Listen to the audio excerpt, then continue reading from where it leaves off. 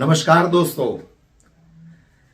મહાનગરપાલિકાની ચૂંટણી આવી હોય ત્યારે સુરત શહેરની અંદર કતારગામ વિસ્તારની અંદર વોર્ડ નંબર 6 માં આમ આદમી પાર્ટીએ જે મારા પર ભરોસો મૂકી અને મને ચૂંટણીના મેદાનમાં જે ઉતાર્યો છે એ બદલ હું આમ આદમી પાર્ટી સુરત શહેરના તમામ સંગઠનના સાથીઓનો ખૂબ ખૂબ આભાર માનું છું.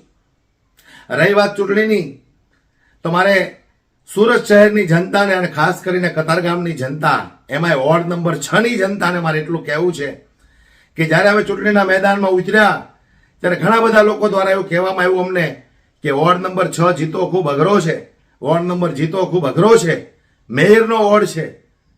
ત્યારે એવા દરેક લોકોને મારે કહેવું છે કે મેયરનો વોર્ડ હોય કે મુખ્યમંત્રીનો વોર્ડ હોય, જ્યારે ચૂંટણીના મેદાનમાં અમે ઉતર્યા છીએ ત્યારે અમારી સામે કોઈ મેયર નથી, કોઈ મુખ્યમંત્રી નથી.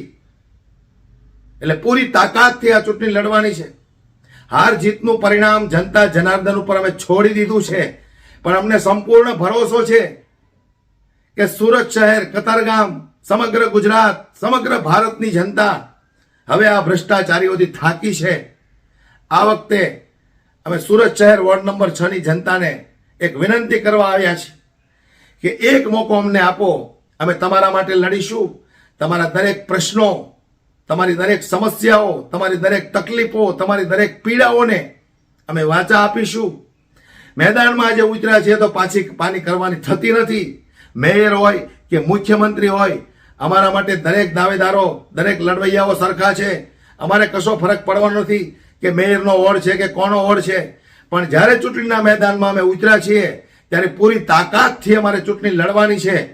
ફરી એક વખત કહું છું કે હાર જીતનું પરિણામ અમે જનતા જનાર્દન ઉપર છોડ્યું છે. ત્યારે વોર્ડ નંબર 6 ની જનતાને હું વિનંતી કરું છું કે આ વખતે એક વખત અમને મોકો આપો અને આમ આદમી પાર્ટીની પૂરી પેનલને જીતાવો. અમારે તમારી સેવા કરવી છે, અમારે લોકોના પ્રશ્નોને વાચા આપવી છે. લોકો ખૂબ પીડાઈ રહ્યા છે. આ તાનાશાહી ભારતીય જનતા પાર્ટી સામે કોઈ બોલી નથી શકતું, પણ દોસ્તો અમે ખાતરી આપીએ છીએ કે અમે તમારો અવાજ બનીને ઉતર્યા છીએ મેદાનમાં. તો તમારી એટલી ફરજ છે કે અમારી આખી પેનલને જીતાવો. અમારી પેનલની અંદર ખૂબ મજબૂત લડવૈયાઓ છે. ત્યારે અમે તમારી પાસે આશા રાખીએ છીએ કે તમે અમને વોટ આપી અને વિજય બનાવશો અને અમે આ ભારતીય જનતા પાર્ટીની તાનાશાહીને ખતમ કરીશું. બસ વધારે મારે કહેવું નથી. હાર જીતનો ફેસલો અમે જનતા જનાર્દન ઉપર છોડ્યો છે. હારવાનો અમને ડર નથી અને જીતવાની અમને ખૂબ આશા છે. ત્યારે અમે જનતા જનાર્દનને ફરી એક વખત વિનંતી કરીએ છીએ કે આ વખતે આમ આદમી પાર્ટી અને ઝાડુ ચલાવી દો, જેથી કરીને આ ભારતીય જનતા પાર્ટીના તાનાશાહી નેતાઓ જે ઘમંડી બન્યા છે, અભિમાની બન્યા છે, એમનો જે પાવર છે એ પાવર આ વખતે એક વખત ઉતારી દેવો છે. એટલા માટે આમ આદમી પાર્ટીના જે પણ 4 કેન્ડિડેટ છે એને તમે ખૂબ જંગી બહુમતીથી જીતાવો. અને બીજી એક ખાસ વિનંતી કરું છું વોર્ડ નંબર 6 ની જનતાને કે આ વખતે એવું ન જોશો કે અમારા સમાજનો છે, અમારા સમાજનો છે, આ તો મારા સમાજનો નથી, આને ઓળખતો નથી. તમારો લક્ષ્ય, તમારો ધ્યેય બસ એક જ હોવો જોઈએ કે ઝાડુ, ઝાડુ અને ઝાડુ. અમે તમારા માટે લડીશું. અડધી રાતે પણ અમને યાદ કરશો તો અમે ગોરા કુંભાર ચોક, સમગ્ર સુરતના કતારગામ વિસ્તારના વોર્ડ નંબર 6 ના કોઈ પણ ખૂણે અમને યાદ કરશો. અમે અડધી રાતે પણ તમારા પ્રશ્નો સાંભળવા માટે આવીશું. દોસ્તો, હું તમારી પાસે આશા રાખું છું કે આ વખતે વોર્ડ નંબર 6 સમગ્ર ગુજરાતની અંદર, સમગ્ર શહેરોની અંદર, નગરપાલિકાની, તાલુકા પંચાયતની, જિલ્લા પંચાયતની, ગ્રામ પંચાયતની જ્યાં ચૂંટણીઓ છે ત્યાં એક વખત ઝાડુ ફેરવી દો. આ કમળની પાંદડી દૂર દરાજ સુધી દેખાવી ન જોઈએ એવું ઝાડુ ફેરવી દો. દોસ્તો, હું સમગ્ર ગુજરાતની જનતા પાસે એક આશા રાખું છું કે એક મોકો આમ આદમી પાર્ટીને આપો.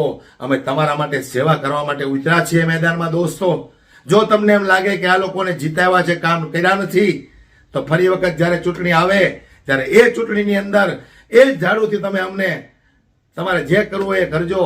અમે તમારા સામે નતમસ્તક ઊભા હશું. પણ ફરી એક વખત કહું છું કે એક મોકો આમ આદમી પાર્ટીને આપો, અમારા દરેક લડવૈયાને આપો અને આખી પેનલની અંદર જો અમે ખૂબ મજબૂતાઈથી જીતીશું તો દરેક વોર્ડની અંદર ખૂબ મજબૂતાઈથી કામ કરીશું, એની અમે તમને ખાતરી આપીએ છીએ. તો જય હિન્દ, જય ભારત. થઈ જાઓ લડવા માટે તૈયાર. આ ભારતીય જનતા પાર્ટી સામે મેયરનો વોર્ડ હોય કે મુખ્યમંત્રીનો વોર્ડ હોય, લડવા માટે ઉતર્યા હોય એના માટે કોણ મેયર અને કોણ મુખ્યમંત્રી કશું જોવાનું નથી. જય હિન્દ, જય ભારત.